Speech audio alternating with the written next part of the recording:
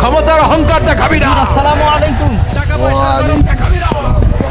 2 দিনের টাকার মালিক হয়ে ওর পা জমিনে লাগে না, এরকম টাকা আছে না নাই? কি কিনবেন নাকি? ও ঈদ জি। আর কইও না বাবা, এই ঈদের জ্বালায় আমি বাড়িতে থাকতে পারি না। কেন?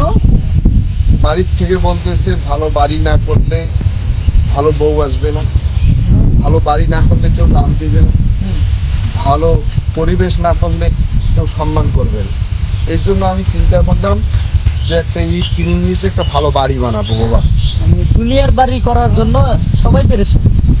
জি তো আপনি তো হুজুর মানুষ, আমি একটা কথা আপনাকে বলি হুজুর, আসলে দেখেন আমাদের প্রত্যেকের ফ্যামিলি এইরকম যে দুনিয়ার বাড়ি করার জন্য তারা সবাই পেরেছে, কিন্তু আদৌ এই দুনিয়ার বাড়িতে কয়দিন আমরা থাকবো? আমরা কিন্তু থাকবো না বেশি দিন।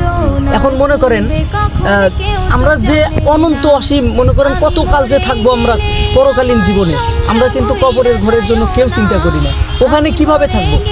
কেউ কি করছে? আপনার বউকে একবারও বলছে যে হুজুর আপনি কবরের ঘরের জন্য কি করা লাগবে, কি করলে কবরের ঘর ভালো থাকবে, এই বিষয়ে বলেন? দর্শক শ্রোতা, আমরা সবাই কিন্তু দুনিয়ার পেরেশান, দুনিয়ার কি করব না করব এটার জন্য পেরেশান, কিন্তু কবরের বা পরকালের জীবনের জন্য আমরা কেউ কিছু করি না।